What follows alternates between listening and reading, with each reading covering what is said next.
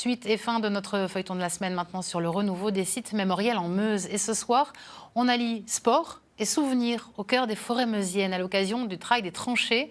Une course mémorielle donc organisée sur les anciens champs de bataille.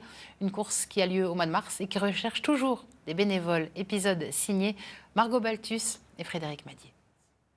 Réchauffement, oui, le mot m'échappait. C'est au pied de l'ossuaire que s'échauffent les coureurs. S'ils sont ici, par moins 8 degrés, c'est pour une répétition générale. Une course de reconnaissance avant la date butoir en mars. Bonjour à tous et à toutes, bienvenue pour cette deuxième reco du Trail des Tranchées. Après le 14 km, ils doivent pour aujourd'hui courir sur 18. Des distances pas choisies au hasard. Les deux courses veulent rendre hommage aux poilus tombés sur le champ de bataille. Il y a principalement tous les lieux historiques, Fort de Daumont, Fort de Vaux, Ossuaire. Et puis après on est vraiment sur le champ de bataille. C'est un terrain unique en France. Hein. Tout le monde est prêt ? Allez, top du pas! Le trail est organisé par l'Office de tourisme de Verdun, une façon d'attirer un nouveau public sur les sites historiques. Il nous a semblé important de pouvoir aussi rendre hommage, je dirais, à nos soldats, rendre hommage à ce lieu, à ce Grand Verdun, et grâce à une manifestation qui permettrait d'attirer un nouveau public, un public de coureurs, un public de sportifs, qui à travers leurs efforts, à travers leur persévérance et leur engagement montrent que il y a une âme à Verdun.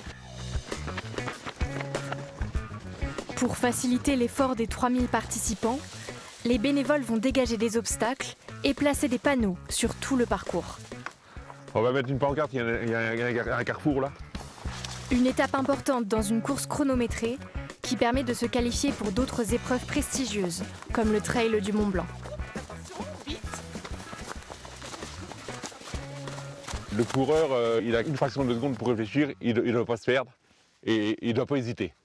Donc le balisage est important pour éviter qu'il s'égare dans la course. Au cœur des tranchées, là où les soldats ont combattu, 36 millions d'arbres ont été plantés depuis 1916. Cette forêt d'exception, classée Natura 2000, est une propriété de l'ONF. Les itinéraires sont donc choisis spécialement pour préserver le lieu. Le but pour nous, c'est qu'il n'y ait pas d'impact sur les espèces, sur leurs habitats. À ce titre-là, on sensibilise les trailers. Ils signent d'ailleurs une charte du trailer, la charte éco-responsable. Pelouse calcaire, amphibiens et repères de chauves-souris, tous ces lieux sensibles doivent être contournés, ainsi que les vestiges de la Grande Guerre.